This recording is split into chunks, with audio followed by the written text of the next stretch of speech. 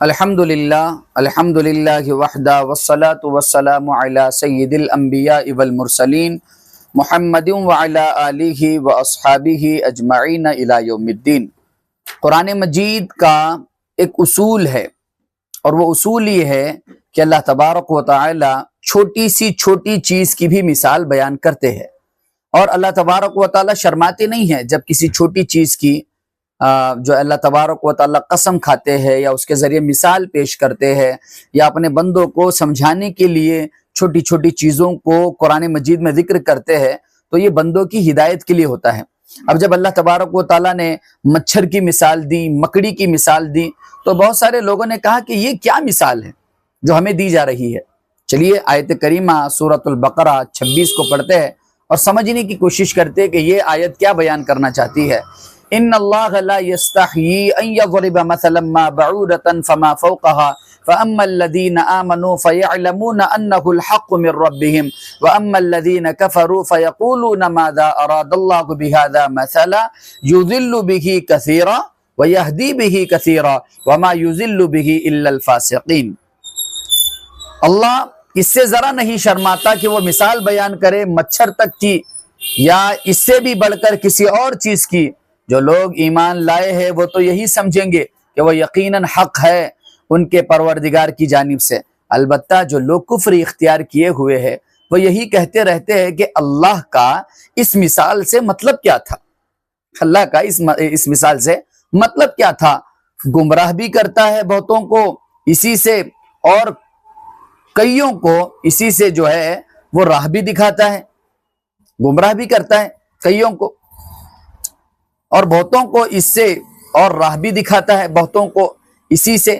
ہاں وہ گمراہ کسی کو بھی اس سے نہیں کرتا بجز بے حکمی کرنے والوں کو، بے حکمی یعنی باتیں نہ ماننے والوں کو، آمنا و صدقنا نہ کہنے والوں کو۔ تفسیر ابن کثیر کے مطابق حضرت قتادہ رضی اللہ عنہ فرماتے ہیں کہ جب قرآن مجید میں مکڑی اور اسی طرح مکھی کی مثال بیان ہوئی تو مشرک کہنے لگے بھلا ایسی حقیر چیزوں کو بیان کرنے کی قرآن جیسی آفاقی کتاب میں کیا ضرورت ہے۔ ایک تو یہ کہہ رہے کہ قرآن اتنا شاندار کلام ہے، اس میں مکڑی مچھر کی مثال کیوں بیان کی جا رہی ہے، اس کی ضرورت کیا ہے؟ اس اعتراض کے جواب میں یہ آیت نازل ہوئی اور کہا گیا کہ حق کے بیان کرنے سے اللہ تعالیٰ نہیں شرماتا، خواہ وہ کم ہو یا زیادہ ہو۔ اور دوسری بات یہ ہے کہ اللہ تعالیٰ مختار کل اور قادر مطلق ہے، ہر چھوٹی بڑی چیز اسی کی ہے اور ان سب پر اس کا کامل اختیار ہے۔ وہ چاہے تو بڑی سے بڑی چیز کی مثال دے اور چاہے تو چھوٹی سی چھوٹی چیز کی مثال دے۔ اللہ تعالیٰ کی شان یہ ہے کہ وہ حق بات کو کہنے میں شرماتا نہیں ہے۔ سورہ احزاب کی آیت نمبر 53 میں یہی بات یوں کہی گئی، واللہ لا یستحیی من الحق، اللہ تعالیٰ حق بات میں کسی کا لحاظ نہیں کرتا۔ حق بات میں اللہ تبارک و تعالیٰ کسی کا لحاظ نہیں کرتا۔ مومن اور مسلمان کا کام یہ ہے کہ وہ اپنے رب کی ہر بات کو حق مان لے اور تسلیم کر لے۔ جس کے دل میں رب ذوالجلال پر ایمان ہوتا ہے وہ کبھی رب کے کسی قول و فعل پر اعتراض کرنے کی جسارت نہیں کرتا، لیکن کافر جن کے دلوں میں کجی اور شرارت ہوتی ہے وہ اس قسم کے اعتراضات کرتے ہیں اور گمراہی کے دلدل میں پھنس جاتے ہیں، اور فاسقوں کی بد نصیبی ہوتی ہے کہ وہ گمراہ ہو جاتے ہیں، اور نہ حقیقی مومن گمراہی سے دور رہتے ہیں۔ اللہ تعالی ہمارے اندر آمنا و صدقنا، ہم ایمان لائے اور ہم نے تصدیق کی والی صفت پیدا کرے، آمین کہیے۔ اللہ تبارک و تعالی مچھر کی بھی مثال بیان کر رہا ہے، مکھی کی مثال بیان کر رہا ہے، تو وہ لوگ یہ کہتے ہیں، جو کہ حضرت ابو قتادہ یہ کہہ رہے کہ وہ لوگ یہ کہتے ہیں کہ قرآن جیسی آفاقی کتاب میں ان مکھی اور مچھر کا ذکر کیوں آیا؟ بھلا اللہ تبارک و تعالیٰ ان مکھی اور مچھر کی مثال پیش کر کے کیا کہنا چاہتا ہے، جبکہ اس کتاب میں ان حقیر چیزوں کا ذکر نہیں ہونا چاہیے؟ جبکہ اس کا جواب یہ بنتا ہے کہ اللہ تبارک و تعالیٰ قادر مطلق ہے، اللہ تبارک و تعالیٰ مختار کل ہے، تو اللہ تبارک و تعالیٰ چاہے تو چھوٹی سی چھوٹی چیز کی مثال دے، اللہ چاہے تو بڑے سے بڑی چیز کی مثال دے۔ والجبال اوتادا، اور آسمان کی مثال دی، زمین کی مثال دی، اللہ نے پہاڑوں کا ذکر کیا، پودوں کا ذکر کیا، حتیٰ کہ اللہ رب العزت نے ہاتھیوں کا ذکر کیا چونٹیوں کا ذکر کیا سورہ نمل میں، چونٹیوں کا، سلیمان علیہ السلام کا وہ قصہ، ہدہد کا ذکر کیا اللہ تبارک و تعالیٰ نے، اسی طرح اصحاب فیل میں طیرن ابابیل کے ذریعے ان پرندوں کا بھی ذکر کیا جو اللہ تعالیٰ کے گھر کعبۃ اللہ کی حفاظت کے لیے باذن اللہ بھیجے گئے تھے، یعنی اللہ ہی کی طرف سے بھیجے گئے تھے۔ تین قسم کے لوگ نقصان اور خسارے میں ہیں، وہ تین قسم کے لوگ کون ہیں دیکھیے، الذین ينقضون عہد اللہ من بعد میثاقہ وَيَقْطَعُونَ مَا أَمَرَ اللَّهُ بِهِ أَن يُوصَلَ وَيُفْسِدُونَ فِي الْأَرْضِ أُولَئِكَ هُمُ الْخَاسِرُونَ۔ زبردست آیت۔ جو لوگ اللہ کے اقرار کو مضبوط کرنے کے بعد توڑ دیتے ہیں، وعدہ کرنے کے بعد توڑ دیتے ہیں، اور جس چیز یعنی رشتے قرابت کے جوڑے رکھنے کا حکم اللہ نے دیا ہے اس کو قطع یعنی توڑ دیتے ہیں، تعلق توڑ دیتے ہیں، قطع کیے ڈالتے ہیں اور زمین میں خرابی کرتے ہیں، یہی لوگ نقصان اٹھانے والے ہیں، یہی لوگ نقصان اٹھانے والے ہیں۔ اللہ سے جو میثاقہم کا لفظ استعمال ہوا ہے، جو وعدہ کرتے ہیں اس وعدے کو توڑ دیا ہم نے، یعنی اے اللہ تیرے علاوہ کسی کی عبادت نہیں کریں گے، اس کو کہاں پختہ رکھا ہم نے عبادت کی اللہ کے علاوہ اور بھی لوگوں کی اور بھی باباؤں کی، ہمارا سر اللہ کے علاوہ بھی بہت ساری جگہ جھکا، یاد رکھو یہ وعدہ خلافی ہوئی، ہم نے اللہ کے علاوہ بھی لوگوں سے مدد مانگی، یہ وعدہ خلافی ہوئی۔ مدد کے معنی یہ کہ جس طرح سے اے اللہ میرے گناہوں کو معاف کر، الا انت تیرے علاوہ کوئی معاف نہیں کر سکتا، فاغفر لی مغفرۃ من عندک، یہ کہنا چاہیے تھا۔ ہم نے اللہ کے ساتھ ساتھ اور بھی لوگوں کو شریک کر لیا، ان سے بھی اسی لہجے میں اسی طریقے سے مدد مانگتے ہیں کہ فلاں پیر میرا کام بنا دو، فلاں بابا میرا کام بنا دو، یا اسی طرح جو لوگ اندر باہر کرتے رہتے ہیں، یعنی مسلمان بھی رہتے ہیں اور مسلمان رہتے ہوئے وہ جو ہے غیروں کے جو ہے عبادت خانوں میں جا کر سر جھکاتے ہیں اور اسی طرح ان سے منتیں مانگتے ہیں، یہ لوگ دراصل حقیقی مجرم ہے، حقیقی کیا ہے؟ مجرم ہے اور مشرک ہے۔ وَيَقْطَعُونَ مَا أَمَرَ اللَّهُ بِهِ أَن يُوصَلَ وَيُفْسِدُونَ فِي الْأَرْضِ، دو چیزیں بیان کی، جو تمہاری قرابت داریاں ہیں، جو تمہاری رشتہ داریاں ہیں، اس کے اندر پھوٹ ڈالنا، قطع تعلقی کرنا، یاد رکھو ایسا شخص بھی جو ہے خسارے میں ہے۔ وَيُفْسِدُونَ فِي الْأَرْضِ، اور زمین میں فساد پھیلانے والے، زمین میں فتنہ پھیلانے والے، زمین کے اندر ایک دوسرے کو لڑوانے والے، ایک دوسرے کا خون بہانے والے، ایک دوسرے کا مال غصب کرنے والے، اور اسی طرح زنا ہے، چوری ہے، عیاشی ہے، ڈکیتی ہے، بہت بڑے بڑے گناہ ہے یہ، ان کو سمجھنے کی کوشش کریں۔ تو سورۃ البقرہ آیت نمبر 28 میں اللہ تبارک و تعالیٰ کیا فرما رہے ہیں؟ کیف تکفرون باللہ، اب یہ زندگی اور موت پر غور کرنے کو کہا جا رہا ہے۔ انسان ذرا ہاسپٹل میں بیمار پڑ جاتا ہے، پہاڑ جیسا انسان بستر پر ایسے پڑ جاتا ہے جیسے کہ اس کا وجود ختم ہو گیا، پہاڑ جیسا آدمی جسے 10 لوگ مل کر ہرا نہیں سکتے، لیکن ایک بیماری کیا آ جاتی ہے، ہارٹ اٹیک کیا آ جاتا ہے، اور ذہن کی بیماری کیا آ جاتی ہے، لنگز خراب ہو جاتے ہیں، یا پھر ڈائلسس کا مریض ہو جاتا ہے، بستر پکڑ کے ایسا پڑا رہتا ہے کہ ساری قوت، ساری طاقت، دل و دماغ کام کرنے سے عاجز ہو جاتا ہے۔ اپنی زندگی اور موت پر غور کرنے والا کافر نہیں ہو سکتا، وہ تو ڈرتا ہے موت سے۔ کافر کیا کرتا ہے؟ مال کے گم ہو جانے سے ڈرے گا، جوانی کے ختم ہونے سے ڈرے گا، ہاں وہ ڈرے گا اس بات سے کہ اسے مرنا ہے ایک دن، وہ ڈرتے رہتا ہے، اپنے چیزوں کے کھونے سے ڈرتا رہتا ہے۔ جبکہ مومن کو کہا گیا وَلَنَبْلُوَنَّكُمْ بِشَيْءٍ مِّنَ الْخَوْفِ وَالْجُوعِ وَنَقْصٍ مِّنَ الْأَمْوَالِ وَالْأَنفُسِ وَالثَّمَرَاتِ وَبَشِّرِ الصَّابِرِينَ الَّذِينَ إِذَا أَصَابَتْهُمْ مُصِيبَةٌ قالوا انا للہ و انا الیہ راجعون، مومن سے کہا گیا ہم تمہارے جانوں میں کمی کر کے تمہیں آزمائیں گے، تمہارے غلوں میں، میووں میں، دولت میں کمی کر کے تمہیں آزمائیں گے، تمہاری اولادوں میں کمی کر کے تمہیں آزمائیں گے، پھر دیکھیں گے کہ تم میں سے کون ہے صبر کرنے والا۔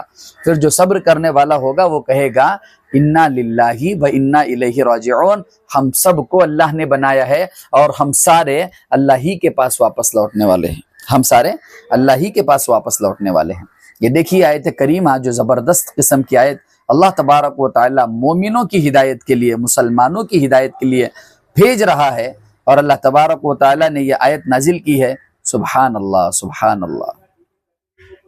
اس سے پہلے آیت میں 3 چیزیں بیان کی، اللہ کے ساتھ وعدہ خلافی، رشتے کی قطع تعلقی، اور اسی طرح زمین میں فساد پھیلانا۔ کیف تکفرون باللہ وکنتم امواتا فاحیاکم ثم یمیتکم ثم یحییکم ثم الیہ ترجعون۔ تم اللہ کے ساتھ کیسے کفر کر سکتے ہو؟ کیف تکفرون، تم کیسے کفر کر سکتے ہو باللہ، اللہ کے ساتھ، وکنتم امواتا فاحیاکم۔ ہائے ہائے کیا آیت ہے! حالانکہ کیسے کر سکتے ہو؟ حالانکہ تم مردہ تھے، اس نے تمہیں زندہ کیا۔ تم مردہ تھے، اس نے تمہیں زندہ کیا، پھر تمہیں موت دے گا، پھر زندہ کرے گا، پھر اسی کی طرف لوٹ جانا ہے۔ کیف تکفرون باللہ وکنتم امواتا، تم کیسے اللہ کے ساتھ کفر کر سکتے ہو، شرک کر سکتے ہو کہ تم مردہ تھے، امواتن فاحیاکم، اس نے تمہیں زندہ کیا، ثم یمیتکم، وہ تمہیں پھر مارے گا، ثم یحییکم، وہ تمہیں پھر زندہ کرے گا، ثم الیہ ترجعون، پھر سبھی کو اسی کے پاس جو ہے وہ لوٹنا ہے، اسی کے پاس جانا ہے۔ انسان کے ہاتھ میں اختیار نہیں ہے۔ 60-70 سال کی زندگی ہے، اللہ کے شکر میں صبر میں گزار دے۔ شکر اور صبر کے ساتھ نہیں گزرے گی تو زندگی تو بہرحال گزرنا ہے۔ آپ نے بعض لوگوں کو ہاسپٹل میں جاتا ہوا دیکھا، آپ نے بعض لوگوں کو جو ہے ایکسیڈنٹ میں جاتا ہوا دیکھا، آپ نے بعض لوگوں کو بیماری میں جاتا ہوا دیکھا، آپ نے بعض لوگوں کو طرح موت پاتے ہوئے دیکھا۔ ٹھیکا نہیں ہے، نیک بھی مرے گا، بد بھی مرے گا، اچھے اعمال کرنے والا بھی جائے گا، برے اعمال کرنے والا بھی جائے گا، غریب بھی جائے گا، امیر بھی جائے گا، معذور بھی جائے گا، تندرست بھی جائے گا۔ اسی طرح جو ہے تمام لوگوں کا ٹھکانہ قبرستان ہے، جائیں گے لوگ، اس میں کسی کا اختیار نہیں۔ لیکن کافر جو ہے اپنی موت پر غور و فکر نہیں کرتا، وہ اپنے مال کو جمع کرتے رہتا ہے، وہ ہمیشہ اس ڈر میں رہے گا کہ میرا مال، میری اولادیں، میرے بچے، میری بیوی، میرا پریوار اسی میں رہے گا۔ مال کم ہو گیا تو بیمار ہو سکتا ہے۔ یاد رکھو، جوانی اس کی ڈوب گئی تو جوان دکھنے کے لیے طرح کے چیزیں وہ اختیار کرتا ہے، لیکن اب کیا کرے، پچھتائے جب چڑیا چگ گئی سارا کھیت۔ جوانی تو بہرحال ڈھل گئی، عن قریب بڑھاپا اپنے اختتام پر ہوگا، قبر کے اندر پیر ہوں گے، تب بھی مال کی حرص ایسی ہوگی، ایک اور بنگلہ بنا دوں، ایک اور گاڑی لے لوں، ایک اور جگہ پر جو ہے انویسٹ کروں۔ یہ مال کی، زمین اور آسمان کا خالق کون ہے؟ اللہ ہے۔ زمین اور آسمان کا مالک اللہ ہے۔ والذی خلق لکم ما فی الارض جمیعا ثم استوى الى السماء فسواهن 7 سماوات وهو بكل شيء علیم۔ سبحان اللہ۔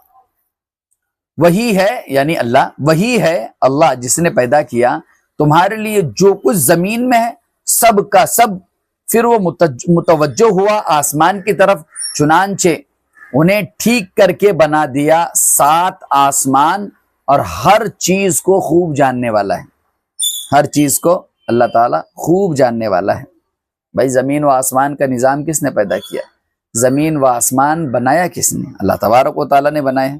اور زمین کا پیدا کرنے والا، آسمان کا پیدا کرنے والا، زمین سے بارش کا برسانے والا، وہ آیت ہم نے پڑھی ہے، یا ایھا الناس اعبدوا ربکم الذی خلقکم والذین من قبلکم لعلکم تتقون۔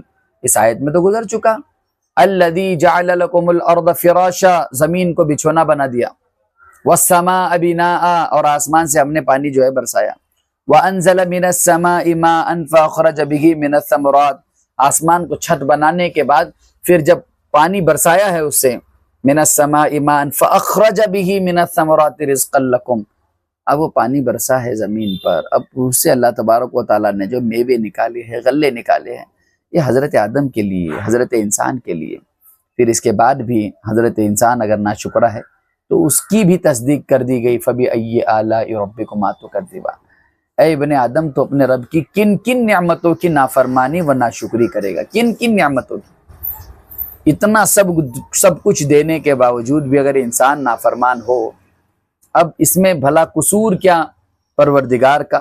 اگر ایک انسان آ کر کھڑا رہے دھوپ میں اور آنکھیں بند کر کے یہ کہے کہ مجھے کچھ نظر نہیں آ رہا، سورج نظر نہیں آ رہا، سورج ہے ہی نہیں، یا پھر میں یہ اعلان کرتا ہوں کہ یہ رات ہے یہ دن نہیں ہے، تو وہ شخص آنکھیں جب کھولے گا تبھی تو اسے سورج نظر آئے گا، آنکھیں جب کھولے گا تبھی تو سورج نظر آئے گا۔ آنکھیں اگر بند ہو تو دن بھی رات ہے، اس میں بھلا قصور کیا سورج کا، اس میں بھلا قصور کیا شمس کا۔ تو اسی لیے اگر ہماری ہدایت کی آنکھیں بند ہے، ہماری بصیرت، ہماری سماعت، ہماری فقاہت اگر کمزور پڑتی جا رہی ہے، تو اس میں اللہ تبارک و تعالیٰ کا تو کوئی قصور نہیں ہے۔